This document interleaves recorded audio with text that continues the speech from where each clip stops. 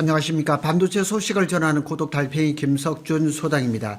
삼성전자 그룹 내에 아픈 손가락이라고 늘 하는 그 부서가 있습니다. 삼성 파운드리입니다. 근데 파운드리가 지난 한 3년 이상 그냥 적자를 수조 원씩 냈었습니다. 그래서 삼성전자의 영업이익률을 깎아먹는 가장 큰 원인이 파운드리였었습니다. 그런데 파운드리의 적자의 터널의 끝이 보입니다. 올해 4분기에 흑자 전환, 사실 올해 초에는 내년쯤에 흑자 전환할 것이다 이렇게 얘기를 했는데 올해 4분기에 한 1600억 정도의 흑자 전환, 그리고 2027년에는 1조 한 8천억 정도의 영업이익을 기록할 것이라는 굉장히 쇼킹합니다.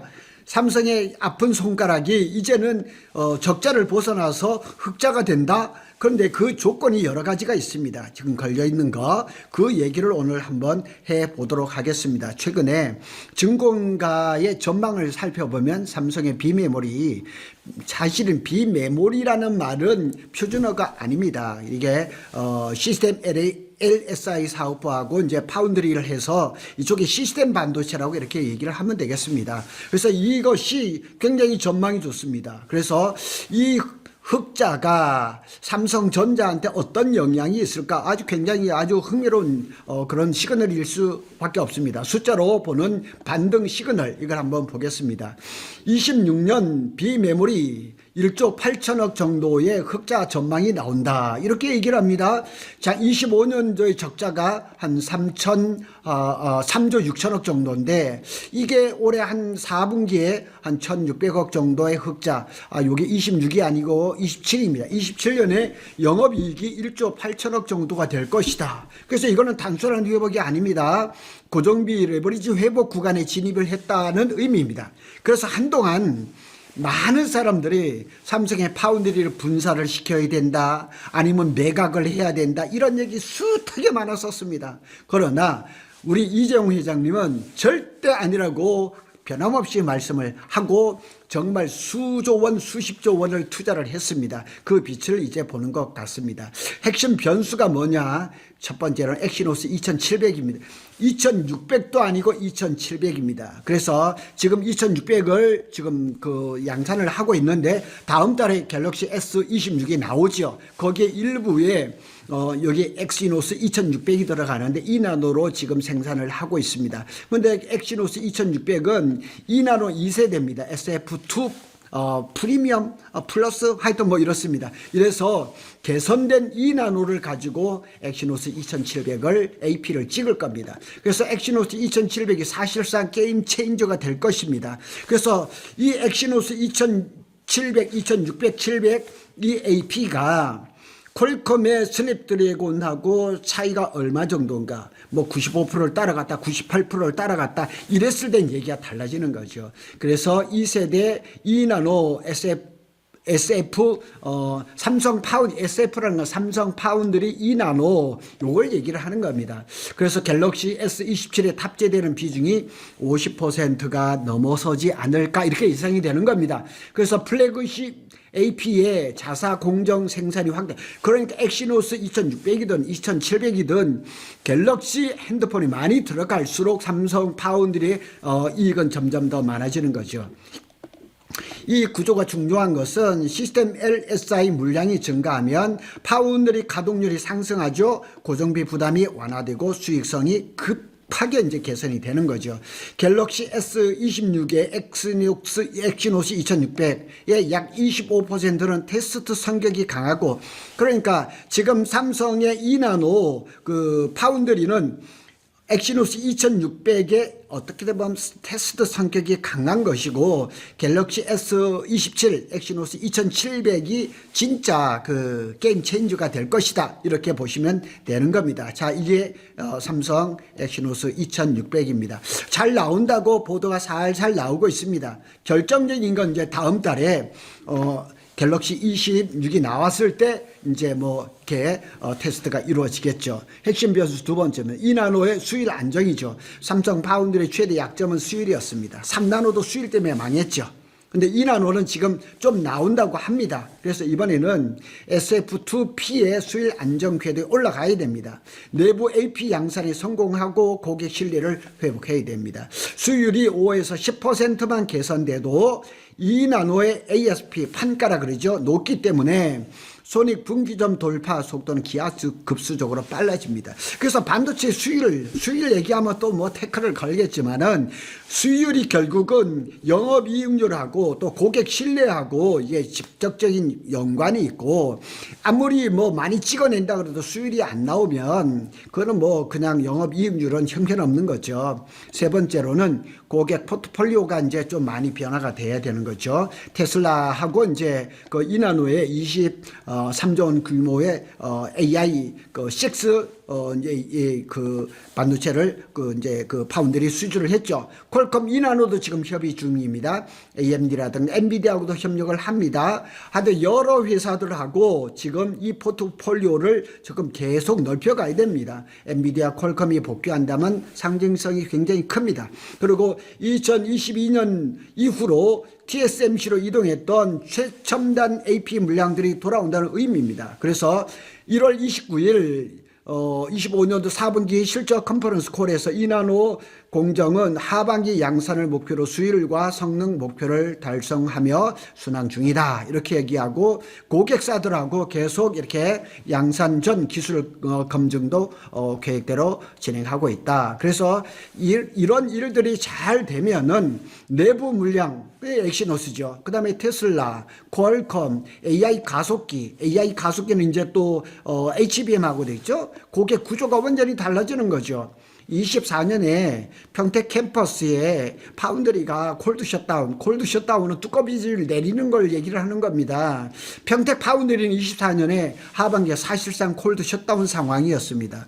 평택 캠퍼스는 여기가 P2입니다. P2 앞에 파운드리가 있거든요. 파운드리가 있는데 요게 S5 라인입니다. S5. 그래서 밑에는 하부층, 위에는 페이지 2죠. 이렇게 되어 있는데 이게 24년 하반기에는 50% 콜드 셧다운 중이었었습니다. 그런데 작년 이제 한 6월쯤부터 풀가동하고 하기를 시작했죠. 이것은 이제 그 파운드리 사장으로 온 한전만 전에 미주 총괄이 중국 쪽 이렇게 해서 레거시 파운드리에 수주를 많이 한 그런 영향입니다. 그래서 하여튼 한진만 사장의 파운드리 사장의 그 취임은 삼성 파운드리가 살아나는데 큰 역할을 했다, 이렇게 보면 됩니다.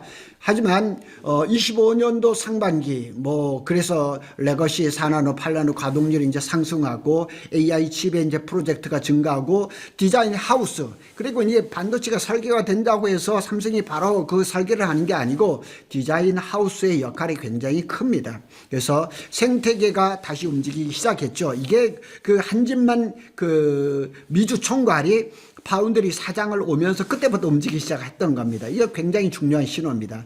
파운드리는 라인이 도는 순간부터 레버리지 산업이 되는 겁니다. 그리고 이제 또 중요한 거는 HBM4와 파운드리 결합 전략이죠. 그래서 HBM4를 만드는데 베이스 다이를 삼성 파운드리가 하죠. SK 하이닉스는 파운드리 라인이 없으니까 TSMC에서 맡기는 거죠. 그래서 HBM4는 4나노 파운드리 공정이 적용이 되면서 메모리, 로직 설계, 패키징이 통합이 되죠. 수직 계열하죠. 메모리 1위, 로직 역량이 결합이 되죠. AI 패키지 수직 계열화가 딱 이루어지면서 HBM4 이후부터 삼성의 저력이 나오기 시작한다는 얘기죠. 이거 한번 잘 보시면 지금은 5세대까지 HBM3E까지는 이렇게 로직, 여기에 HBM이 들어가죠. 여기가 이제 요 베이스 다이가 밑에 여기에 붙는 거죠. 여기에 붙고 인터포즈가 들어가고 이런 지금 이런 그 형상인데, 지금 6세대 HBM4 이후부터는 GPU에다가 HBM을 바로 얹어버립니다.